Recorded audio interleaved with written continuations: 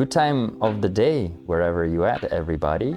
The listener, the viewer, welcome to The Whole Middle Path, our joyous podcast with your hosts, Alexander, myself, who's a practicing holistic therapist, and Lori. Welcome, everyone. Glad to see you back. My name is Lori, and I am a CHHP and a registered shiatsu therapist and retired doctor of natural medicine. Glad to see you back and hope you enjoy the podcast. the topic of today is quite fun and spicy and delightful and all of things because it's about you and it's about me and it's about you. It's about everybody. And it's scary, but it's good. It's juicy, isn't it? Yeah. It's So juicy. Yeah. the official title is Finding Yourself Where You Are or Where You At. Yeah. Still haven't decided. We're getting one way or another. I mean, you're going to find it eventually. Yeah, you gotta find That's it. part of the episode, is finding things, particularly yourself. So who is yourself? I mean, let's just dive into it. Well, if I think about myself, I don't know. And that is the first thing I can say is I don't really know. It's important to me to understand that I am always changing and developing. But I think essentially you have a root and you have to, at one point or another, become more self-aware. And I guess finding yourself for me is about being aware of who I am and what I'm doing and the changes I'm making and taking responsibility for those things. But what about you? What do you think finding yourself is? Like, who are you? What is Alexander? Who is Alexander? It's a fluid concept for sure. And, reading many of people who've been exploring that question through their entire lives, many philosophers and many scientists and spiritual seekers. And I think, it's hard to identify that concept of self. Yeah. It can be approached from many directions. Yeah. And I believe there are many doors that can lead you to that potential core and the essence of that self. Yeah. But I'm also more and more, for myself specifically, practicing the model of like a master of self model, if you know what I'm saying, Right. where I get to choose who I am, That's an interesting concept. depending on my everyday just life choices, the beliefs that I practice. If I'm present with them enough, then I get to shift the direction of self. Yeah. And more I am open and fluid with that concept, just more freedom I get to experience in this life and more clarity potentially. And smoother journey I get to swim in. Very cool. It's really hard to put a definition on the self. And I think after all of my experiences in teaching, what I've seen a lot is people creating a definition of the perfection of who they are. And then they go find that. And they spend so much time seeking being this or being that, or taking on a new regimen in their life because that's going to be their perfection. Anything from dietary restrictions to traveling from one culture to another to always being on the move because they're searching for themselves. And what I will often say is, it doesn't matter where you go, there you are. And the way I see that, how I translate that, because that is a really interesting statement in and of itself as well. It doesn't matter where you go, there you are. Finding yourself is more about accepting yourself for me. It's more about accepting that, as you say, it's very fluid. You can make choices. You can go here and there. But the acceptance of the being that is right here, right now, the experiences, and accepting and really, what's the word I want? Not loving, but honoring. honoring that being for the good, the bad, the ugly, the great, the strengths, the weaknesses, everything, and experiencing it wholly, allowing yourself to be where you are and honor that and experience it completely without running away from it and trying to find it in a fad or in a something outside you. So it's been kind of an interesting journey in teaching, because as I move further and further through things that I'm doing, what I realize is, first and foremost, I'm human. I'm programmed to react to things. So I'm going to have all kinds of emotions, and they're going to be all over the array.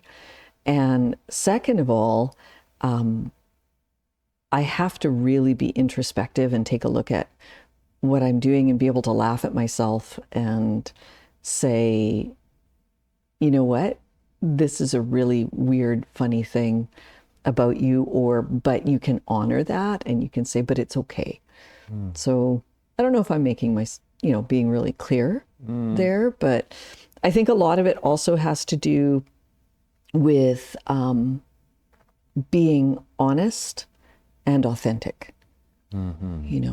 Being able to be authentic, being able to not put forth that persona that is perfect and is above all or greater than, but being able to really realize that you're fallible. You're just like everybody else. You're moving through this world one step at a time, one foot in front of the other. And you're going to trip, you're going to fall, you're going to make funny faces at the end of videos and have people laugh at you. But that authenticity, that ability to sort of see that imperfection in yourself and still be able to honor and accept what you're showing the world and moving through the world with. It's an interesting thing. That's basically. It does make sense, and especially considering, with my personal journey, of course, first and foremost, but also observing many people around, there can be this tendency of separating or questioning, are we our just bodily functions, dictating our choices and things, or are we this grand spirit, star seed, whatever thing, just embodied and just driving this mechanism of the body and just like having this temple to experience this human life and existence. And there are many questions, and some of them are crazy, some of them are less crazy, but most of them are kind of crazy, if you look at them from the distance enough to just kind of see the whole picture. But I really enjoy the way that you're saying, it's everything. All together. And in this moment, you just, sitting with you. Who are you? Well, through this body, if it makes sense to be you, then sure, you're your body, If your thoughts make sense to you, sure, your thoughts, and feelings the same way. But accepting everything that there is as perfection in many ways, but also imperfection at the same time. Because, man, this body does things that, like, I'm not going to be telling you about, but... Well, I fired my hips and knees recently. I'll just tell you that right now. They're on the out with me. Right before the podcast, I heard about it, yes. Yeah, no, they're on the outs with me right now. They might get on the in sooner or later if I'm a little more responsible with them, but But sitting with all of it, with this persona, with this body, and going through the life phases and through different adventures and journeys, and putting myself in the shoes and the boots of different characters when life so requires, right? To be that responsive human being, and at the same time accepting and responsible for your own inner well-being and peace and love. And it's such a fine balance. So where do we even begin? How does one find where they are, how? Well, I think we start with mindfulness. Okay. Like you said, I'm sitting here right now. This is me. And, my body is this, my thoughts are this, my emotions are this. We have a tendency to want a perfection in everything. And I see that in the world a lot right now. And I think that basically our mental idea of self is very important in our health, for one, because the more we denigrate who we are, how we look, how we behave, what we do, the more afraid we become to be authentic, the deeper the stress goes into our body, the deeper that separation from self goes into the body, the deeper the body begins to feel almost a loathing of it. Mm-hmm. So I think it's really important and to begin to realize that many of the things that we're experiencing are a relative aspect of how we actually view ourselves and how we accept or don't accept ourselves. And that is part of our experiences and beliefs and upbringing and everything. We tend to want retribution for anything that happened in the past, but retribution's not going to change it. Acceptance of our past, acceptance of the fact that we are hurt, acceptance of the fact that we are angry, acceptance of those facts, and working through them mindfully in a way that says, it's okay, this happened. I see that it happened. I know that it happened. What does it feel like? What did it feel like in my body? How do I respond to that? How is that affecting the way I respond to the world around me right now?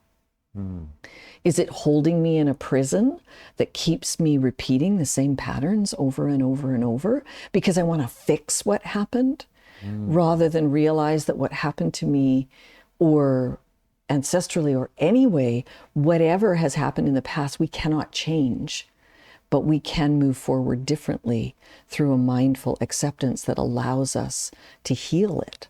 And that is a big part of self-identity. Mm-hmm. A big part of self-identity is whether or not we can honor and accept and hold dear our own person at each stage in our development. And that's a big topic.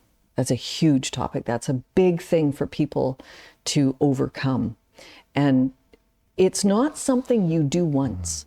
It's not something I dealt with and it's gone. Because dealing with things often means that, for example, if my sink is leaking, I deal with it. I fix it and now it's fine. And I never have to go back there again. But to deal with who you are in your past, to deal with who you are in your life, and decide that you're never going back there again, erases part of who you actually are. And that goes back to finding yourself where you are. You are everything you've ever been. You are all the places you've lived, all the rooting, all the disrooting, all the disruption, all the growth. You are all of those things. And to deal with them and remove them and erase them does not allow you to embrace them. It doesn't allow you to see the growth from them. And so I think, who we think we are is often that person we want to project to the world. Especially, you can see that a lot in our social media and in this ideal that we've set up, that we all have to have these perfect lives and be smiling all the time. And if I don't have this absolutely A+, A1 impression on the world, I'm not good enough. I'm not where I want to be. I'm not who I am. And that is who we think we are. And then who we actually are is a person that I love the Dalai Lama quote, I get up and I put one foot on the floor at a time. And I put on one sock at a time. And then as we move forward into the day, end quote there, as we move forward into the day, we do things and see things and approach things one step at a time. authentically, like this is actually again, mindfulness, awareness, presence, the ability to go through your reaction and then awareness and investigation and non-identification, pack that in. That's another little piece of me. The puzzle is growing. Yeah. And knowing that who you actually are, you haven't got to yet. Well, speaking about it, actually, it really brings into the periphery, the question that I'd like to dissect and dive a bit deeper is, there are so many tools for people to learn about themselves, I guess, right? That is very true. Lots of psychological, medical tools, lots of esoteric tools. And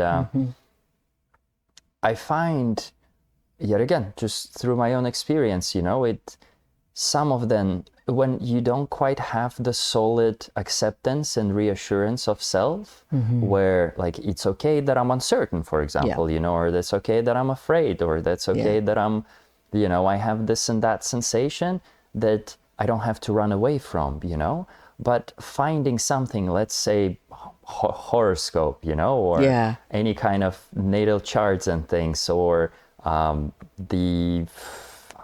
I don't know, there are many systems like that, but they kind of put you in numerology. The numerology. Astrology. They put you in this predetermined box of like, hey, you're born like this, you have this and this such quality.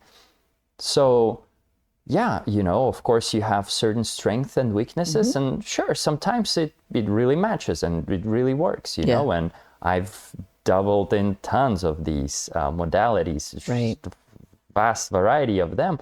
But over time, I find when the growth just started happening naturally and the life engagement started coming from within and not from, oh, I need like a horoscope to tell me who I am, or I need some numbers to dictate my life and things, But when the crutch is enough, when I say, you have the crutch, but your legs heal over time, and you exercise them enough where you don't need a crutch, like how much it can be a danger for people, or is it even, or is it just a nice, because I find so many people, myself also included, for a long time, I was obsessing with like tarot readings and things. Right. You know, how much people put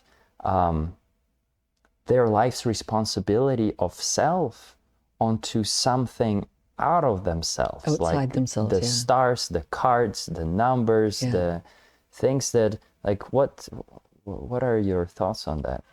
I think that I agree with you to a certain extent that we can't find our own self-identity by following along with something that tells us what our personality is or what we might meet in the future.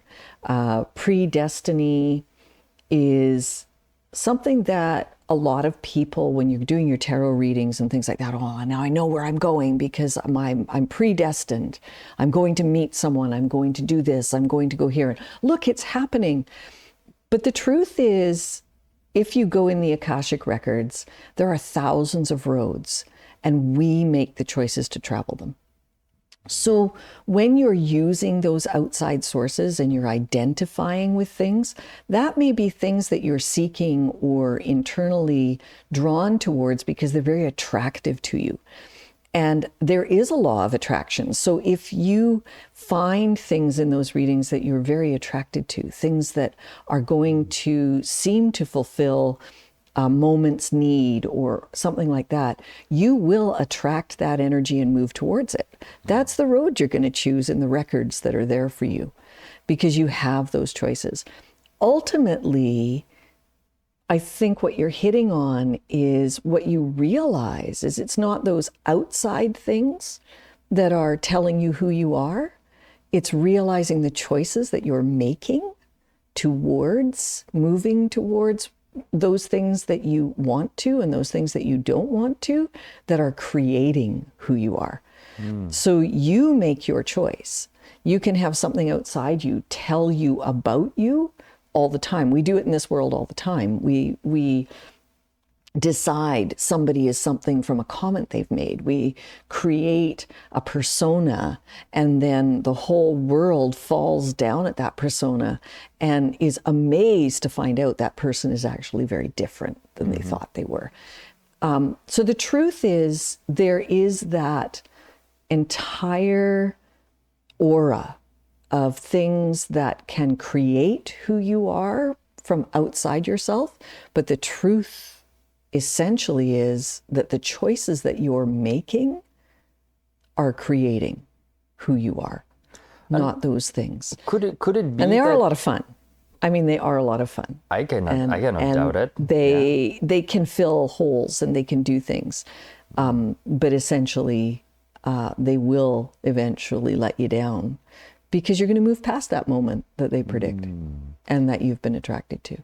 And can it be considered that, if we fancy a theory or a potential that, everything is a unified consciousness and all is part of everything, that these crutches and these little landmarks or roadmap kind of little pins is like your own consciousness trying to lead you on a journey of self-discovery till you don't need that leading anymore? Or well, if we go through the auras, no, I don't think so, because I think if we go through the auric bodies that maintain the chakras and the energy that flows through us, you start to realize that the first three bodies are very specific. You've got your physical body, your mental body, and your emotional body. First, we are programmed physically to live in this world. Emotionally, we are programmed to bring emotions up: fear, love, hate, etc. Those things help us survive. And then mentally, we assess those things, right? So we are working on levels. Physically, we need sustenance, we need safety, we need survival. Emotionally, we react to things around us. And then mentally, we start to think about, oh, gee, what does that mean? Is it actually what I think it is? And then we get to a level called our astral level. And that level is where the physical meets the auric. We have a higher self, and that higher self wants to learn. Whether it wants to learn a specific lesson or whether it wants to learn in general, that is the universal oneness. The universal oneness is collecting experience. Imagine being nothing. So when you go back to the Tao, it begins with the no thing. And then that no thing had to separate to become the two, which are the interdimensional opposites of the yin and yang. When those two separate, they start to create friction. That friction creates growth, it creates energy, it creates all kinds of things. So then that breaks up into the many, many thousands of things that we find, whether they be energetic, whether they be physical, whether they be emotional, mental, or whatever. So that's the lower three levels. But that astral layer, that separation, joins us to a universal that is separating itself to learn. And as we go through that, we start to realize that there maybe is a purpose for this time around on the earth. We might not be so far off of our consciousness actually teaching us where we need to go and what we need to do. And maybe some of those things, like those tarot readings and other things, maybe they are just your higher self nudging you to where you need to go. But ultimately, the identification you have here is one of choice. And that comes in the next layer out, which is called the will spirit layer. That's the fifth layer out. So your fourth layer is the astral layer. It works between your physical being and your higher self. And it starts to connect the etheric purpose of your being to the physical manifestation of why you're here.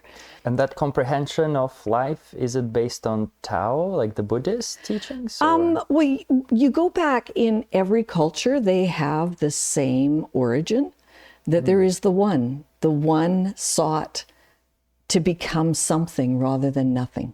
So no thing is nothing, and there is no good, there is no bad, there is no emotion, there is no mental, everything is oneness.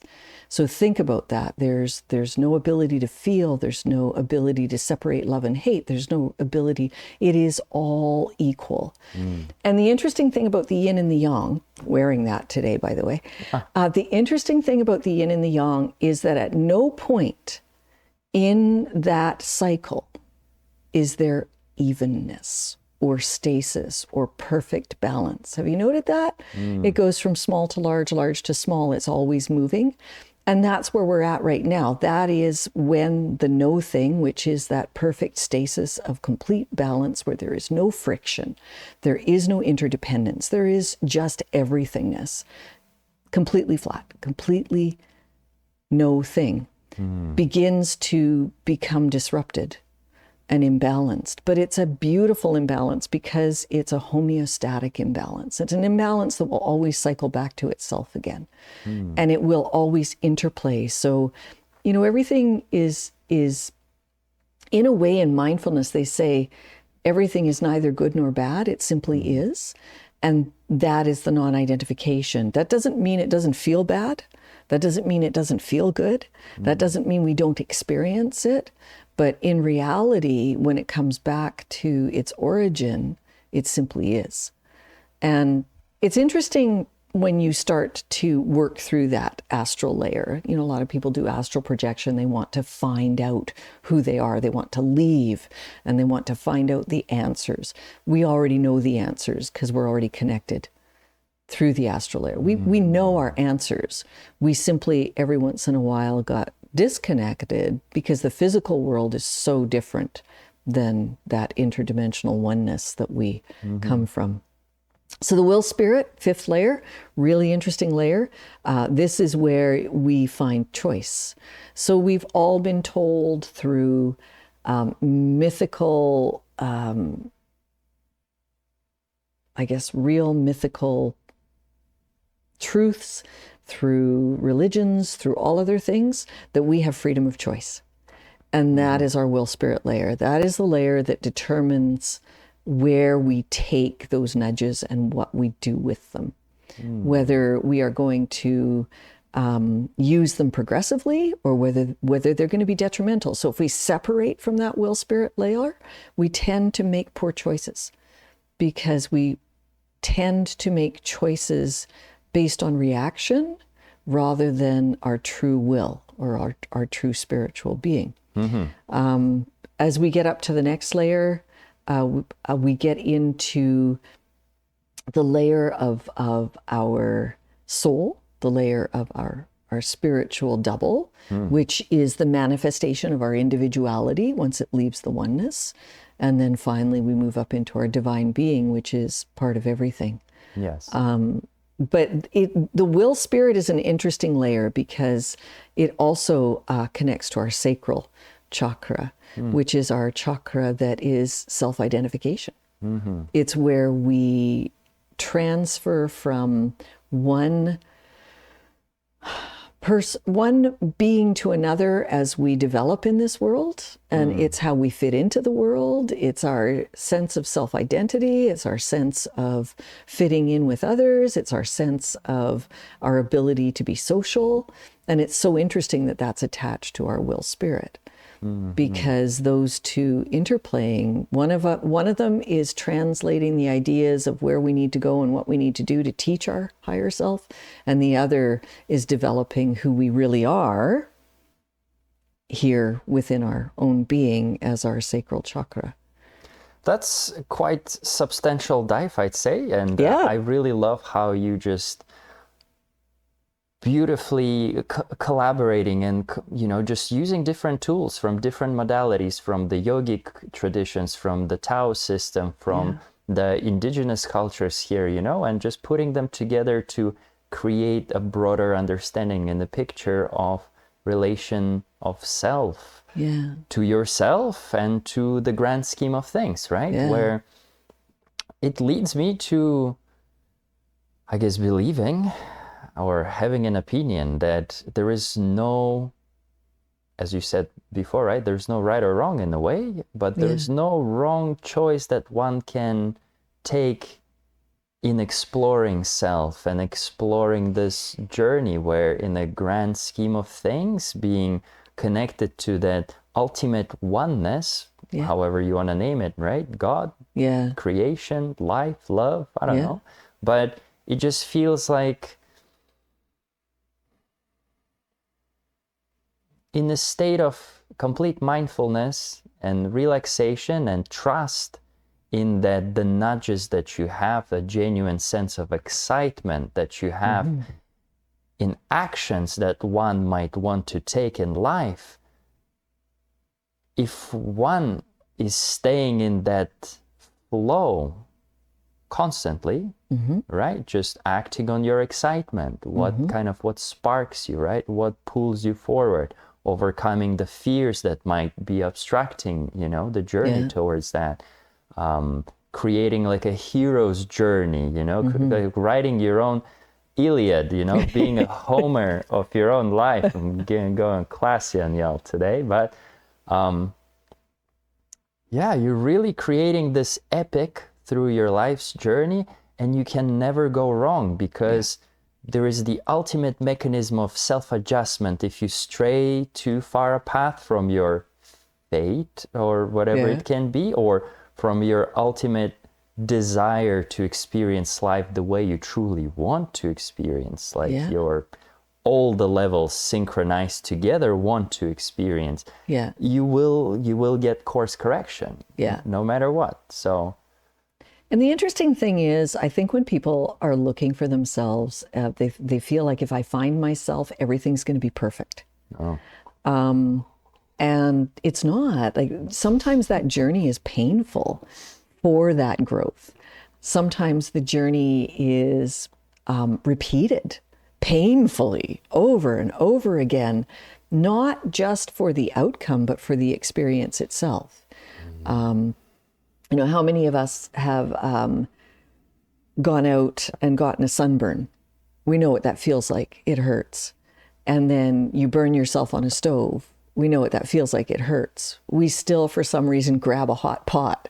We know what that feels like. It hurts. Why do we keep doing it? Because I think every experience in that is a different one. Our reaction to it, our growth in it, our understanding of it, it's all a different one. And so a lot of times people believe if I go and I balance myself once, if I go and I chakra balance or I do this, I'm going to be on the right path and it's going to be perfect. And there comes the tarot reading and the outside things, because if I go and I do this, I'm going to learn how to do it right. And I love your idea of the Iliad. The journey is the reason. And you could have thought that Homer, really interesting man, he just kept going from one bad situation to another. He could have stopped at any time, turned around and gone home and went, I learned that wasn't fun. But he didn't, because the journey was the important thing. The Iliad was not the end, or the Odyssey was not to be perfect. It was to just keep experiencing one thing over and over and over and over in ways that were different, and taught you how to do it differently the next time so that you could advance to the next adventure. And I love the terms that you're using, that life becomes that adventure. It becomes more than just simply being perfectly healthy or perfectly this or perfectly that, because the perfection is not the goal. The goal is the excitement. The goal is the adventure. The goal is the journey through it. And how we approach that becomes part of our learning. So each time maybe we fail, we're gonna do it a little differently the next time. Or maybe not. Maybe we haven't got there yet. Maybe we're not quite, we did the Minotaur thing and now we have to go through the Gorgon. We might have to find a new tool, a new adventure, a new bit of energy every time we do something that's going to build towards bringing us to who we are at this moment right now. And that's why I think it's really important for us to find that harmony with our past, to find that harmony even with our energetic past, even with our ancestral histories, it's important for us to find that harmony and see that growth and realize that the self-love of who we are now is an accumulation of all those things. If we erase them from us, we are not who we are anymore. So I do really feel like in holistic medicine, many of the things that are created, even chakra balancing, even working in energy medicine, working in Reiki, working in other healing methods, is to help us come to harmony rather than perfection. It's to help us through that journey, because that journey can be very painful. And all of those things give us light. They give us calm. They give us serenity. They give us the ability to accept something more peacefully and wholly in a way that allows us to suffer less, feel better, and grow more readily. Yeah. So. Well, what really helped me to land into this journey aspect of living is just realizing the truth, the ultimate truth of this human experience, that the final destination for everybody is just death. Like, it's this body eventually, sure, some people have short, some people have very long, but inevitably it's one way, it came from soil, it'll go back to soil eventually. So True.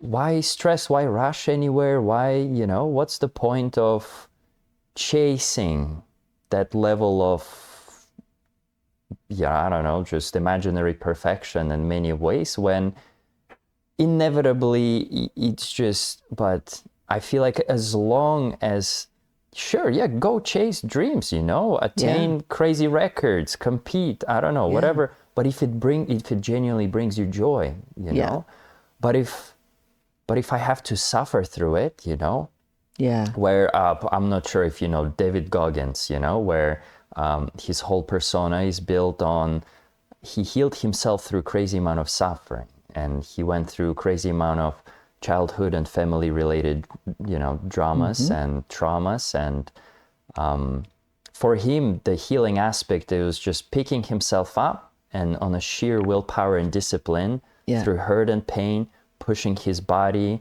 to heal, run away, to do something, but just to keep running, keep pushing, keep exercising, keep inflicting that, I guess, controlled level of pain on his own body, where he had all of this control. And sure, it works for him, he seems to be in relatively a successful human being and inspiring many other people to take their own lives, in their hands, and not to be stuck in the stories of, yet again, of their earlier, of their past, or their family dynamics, and or their just the way the community treats them, and reclaim the sense of self through some radical means, I'd say, and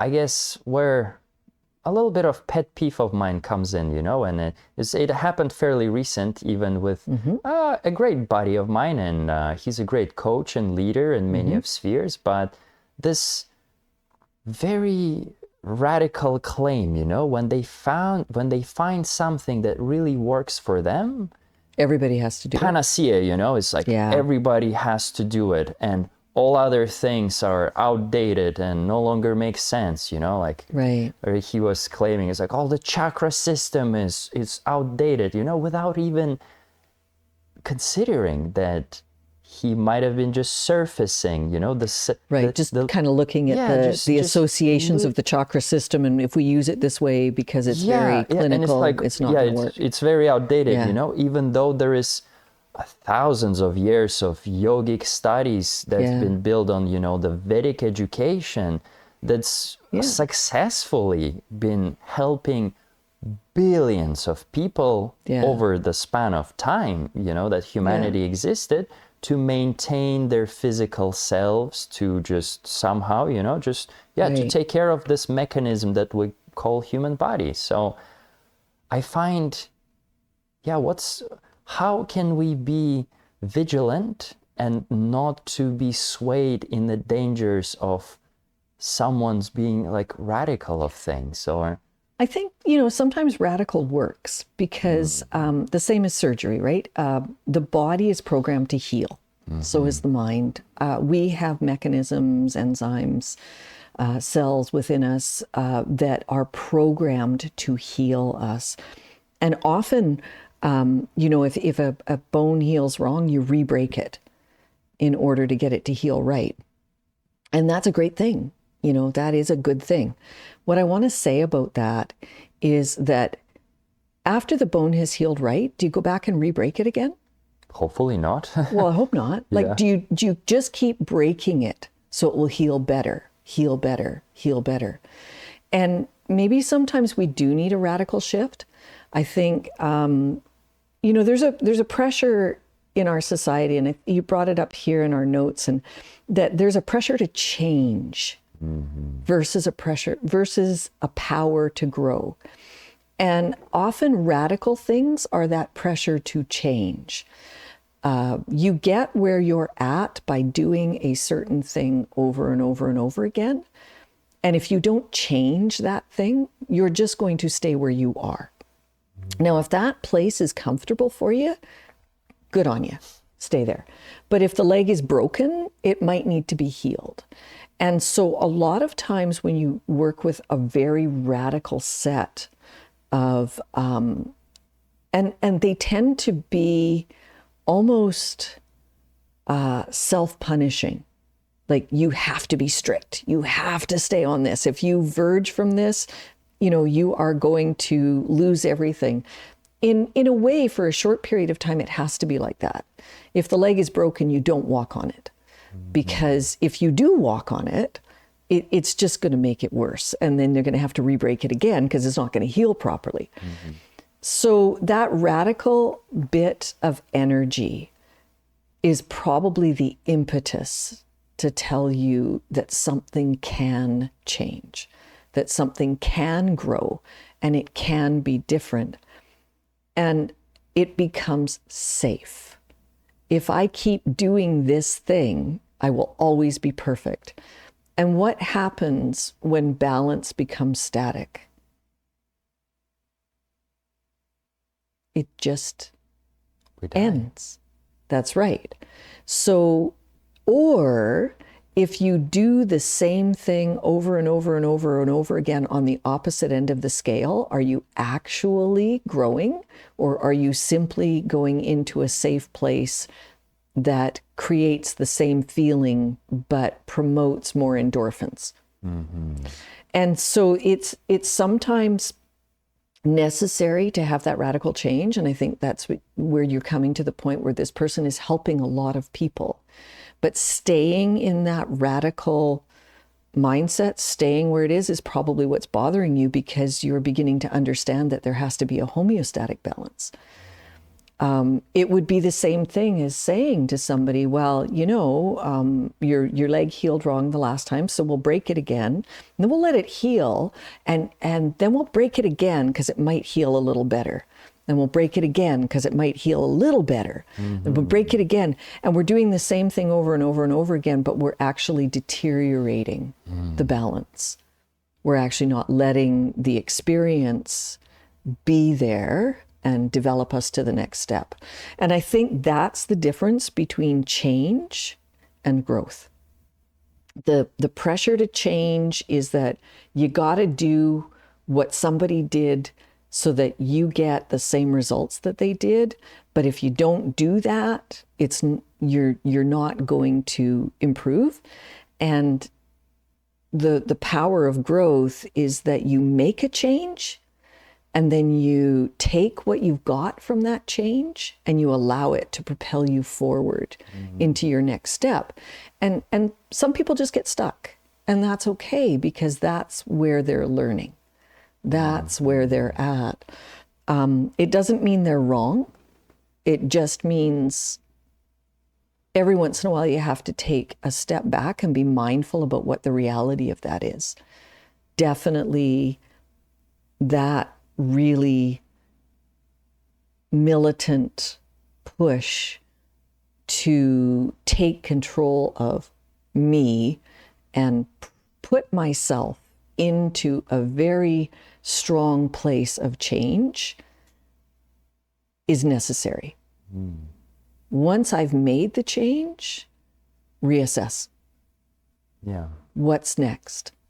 Do I enjoy this and blossom with it for a while? Do I move on to something else?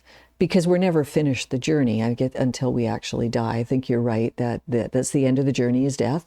Yeah. And maybe not. Maybe that's just the first lesson, and then we get to go and check in and see what the next one's going to be. Well, I mean, for this particular avatar, for this human body, because it's just the truth that we know so far, that we're kind of 100% sure. Yeah. And I cannot say what I don't know, right? Like I don't know. Sure, I explore many of possibilities of what can happen after this is back to the soil, but I do believe we get once in this form, but that doesn't mean this is the only form we get. This form only lasts that long, and then it goes back to the dirt. Yeah. So we don't necessarily want to be eternally encapsulated in the cell that gets eaten by the worm and pooped out. Maybe not the best thing that I want to do. Hopefully they chow down through the nerve receptors fast enough so I don't feel it, That's right. I get once in this form, and this form gets to teach me something, and then I guess I get to decide in my more higher chakraic areas of whether or not I'm going to do that again. Yeah. Your will spirit might say, not for me, buddy, that was brutal. And yet it might say, well, that was interesting. I think I want to go try this now. Yeah. And I think, but we get once because we only seem to remember the once. And then again, a lot of people will say, well, I've had past life experiences, I've had this and that. And I don't want to discount that. For sure, you cannot say whether or not that is real or not. Truthfully, each person, each individual, each energy unit will know exactly what they need to know. And it's not for me to make any decisions about what's right or wrong or real. I think for each person, their journey is very real. And they need, not need to, they can, if they choose to, open up to more.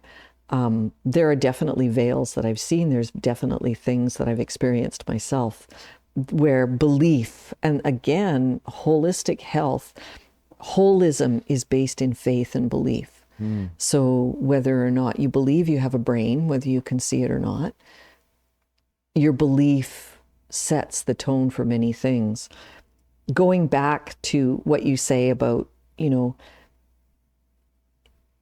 you need to be angry at people who are leading a group of people into a change? I don't know. Do we need to understand that to be static in that change, we probably will stop growing? That is probably a very real reality.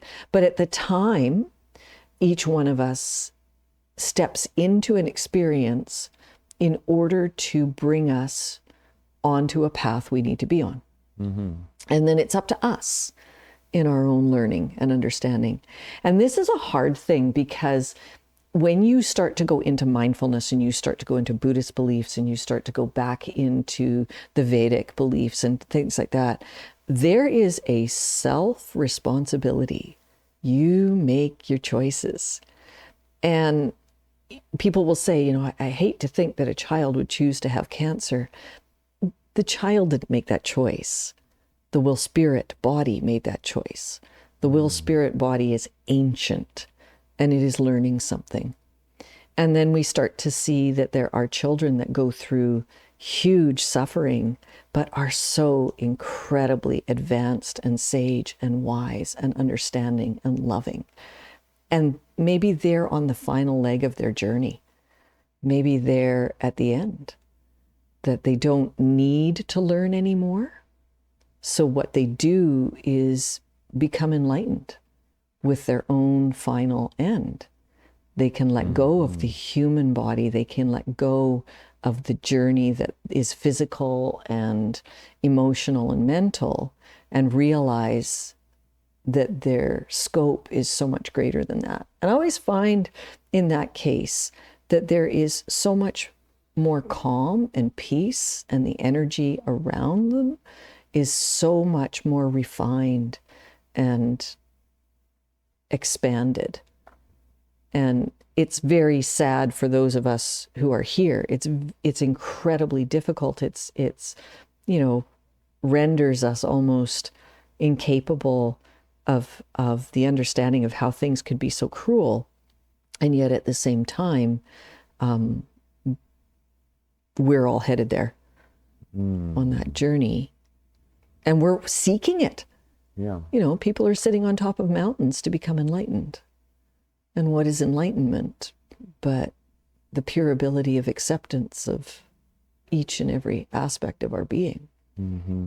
So I think it's a really interesting, and it's just a huge topic that we could expand into, because we've been doing it for thousands of years and trying to figure out what we're doing here. Why are we here?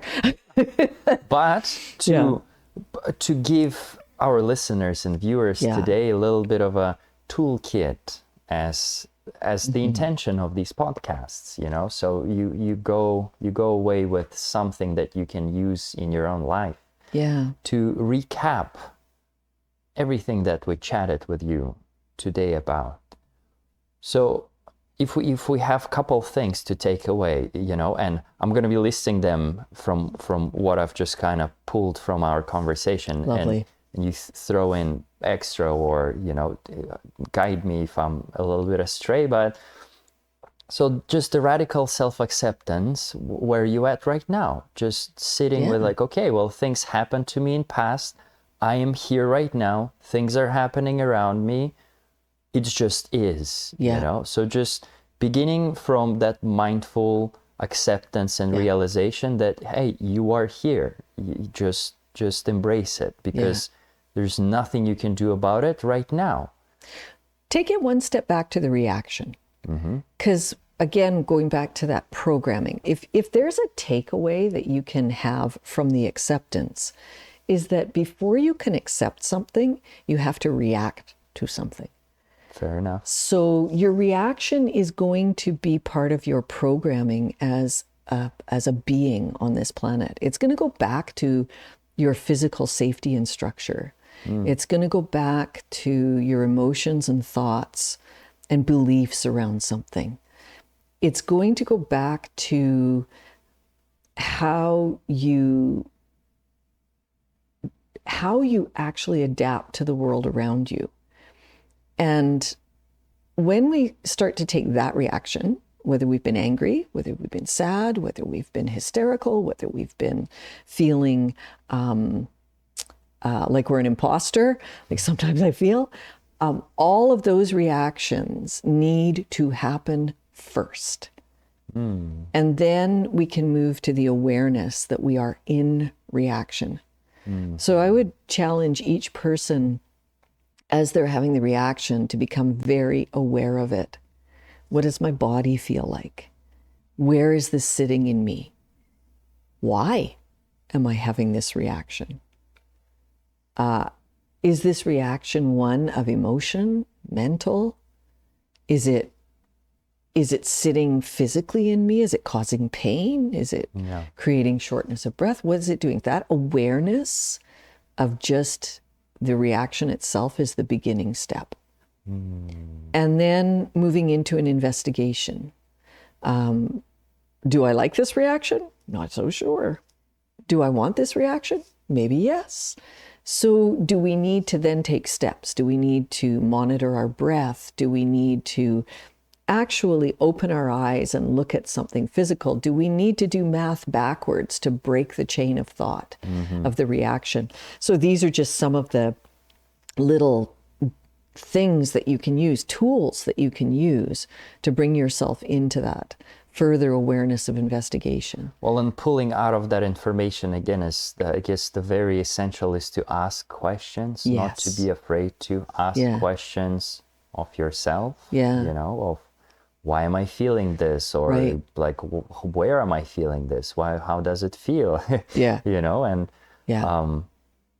I guess then comes the acceptance and the realization that, okay, well, I'm here, I'm doing this, you know, I'm trying to figure out why and how and where, but it is happening. Yeah. But now moving into the future, sort of embracing the potential of self, and whether you want to, you know, create a radical change from that point on, where you're like, well, I'm just not satisfied that I'm feeling this way anymore. You know, what can I do, or what do I need to do, what other people are doing with it, right? So leading yourself through questions. Yeah. That, because I know that some people, you know, and guilty, you know, where I go like, I want to be successful, but what is successful to me, you know? And I look at the people, I go like, oh, I want to be successful like that person, but what does it mean? What is success to me, you know? How do I identify success? Like, where do I want to find success? Like, or I want a lot of money, but why do I need a lot of money, you know? And just really being detailed, and in those physical examples, but they so much apply to the emotional and to the mental states, you know. I want to feel joyful. Well, what is joyful? You know, when do you feel joyful? When you're not feeling joyful, you know, and really starting bringing that level of responsibility, you know, slowly and gently. Still, reactivity is always going to be there, no matter what, right? It's that yin and yang. It's a driving juice, you know. It's a flame that will push us to things that are new and different, but just making more and more conscious steps of, okay, well, I've experienced the reactivity. Do I want to experience it again? Or do I want to become a little bit more responsive with it now rather than reactive? But how do I become responsive? I ask questions. I'm a seeker. Do you think you really get the choice to not experience that reactivity again? I think you do, but I think the way you choose to respond to it. That's what I was thinking. You still react, but the way you respond to it internally, you know? It's the choice you make to respond to it that is going to make the change. Not erasing the reaction at all. So, you know, you can erase a pattern, or try to, and try to erase a part of yourself. But you're not going to have much success because it's part of you. So unless you cut it out and throw it on the floor somewhere and walk away from it, it's still going to be part of you. And when you cut it out, you're going to cut out everything about it. You're going to cut out the things you liked, the things you didn't like. You're going to cut out the things you loved. You're going to erase every aspect of that part from you. And honestly, even in the worst of things that happen to you, there's always something that might have come out good. There's something that you might have benefited from. There's something there that you might have needed. So cutting and erasing those reactions isn't the goal. Choosing the method that you use, or choosing the way you react, is probably going to help you more. So, you know, allowing, rather than changing yourself completely and deciding you're not that, grow and react differently. And I think that's a really big takeaway for people today, is that mindfulness and awareness and all of the idea of enlightenment is not something that you're going to do forever because you erased part of yourself. It's an in the now moment thing that you get a chance to do by practicing it and creating growth to do it differently. There's a lots of sense of empowerment came when, you know, that realization is something like a little cog clicked in the head that, it is an experience. It is a life event, no matter what it is, you know, but it is 100% my business to identify it with a negative, with a positive experience, or just keep it neutral if I choose so, you know.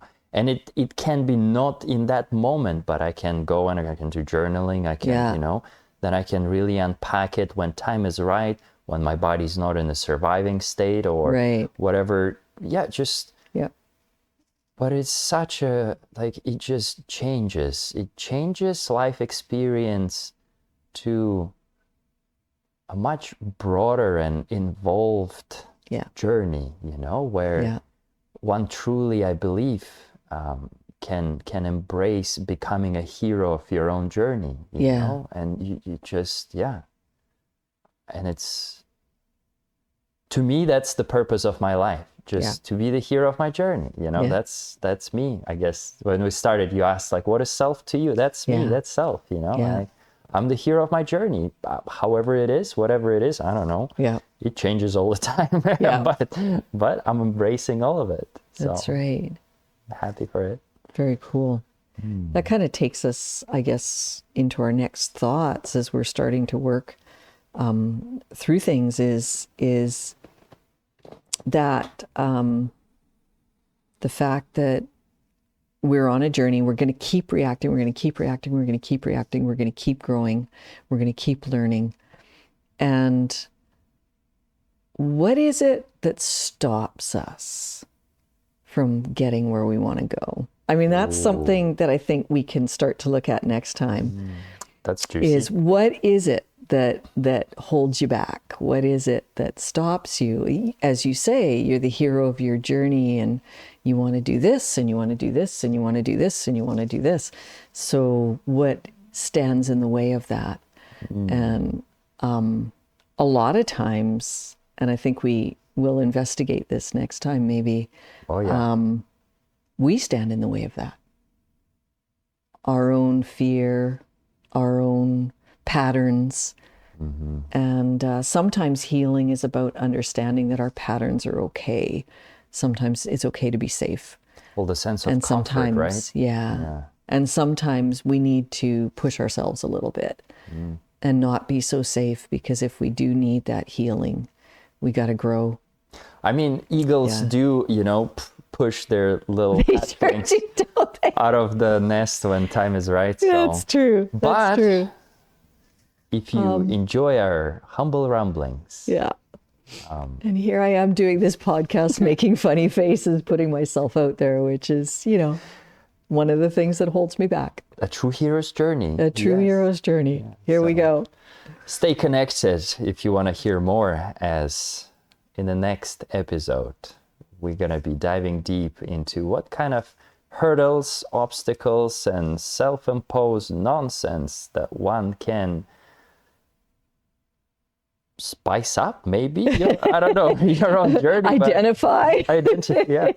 But stay tuned. And if you want to hear more, if you want to explore more of things that we do besides this podcast, then follow us on the socials and find some classes that are available. And, I invite people, as we start on this journey and we start our ramblings, I invite people to send us back some comments. Let us know what you think. Let us know how this works for you, and what you want to talk about. We're touching on huge subjects here, huge subjects that can't be incorporated in a 5-minute spiel out of my mouth. But yeah, definitely send us some comments. Let us know what you want us to come back with, and how you've been finding some of the ramblings that Alexander so aptly named are working for you. Yeah. I'd really like to hear from you. Yeah, and thanks. Stay reactive and responsive. If you have a strong feeling coming up after this podcast, or thought or emotion that needs to be expressed, please do so. It is greatly welcome, as we'd like to talk back to you as well. So till next time. Right on. Keep exploring. Mm-hmm.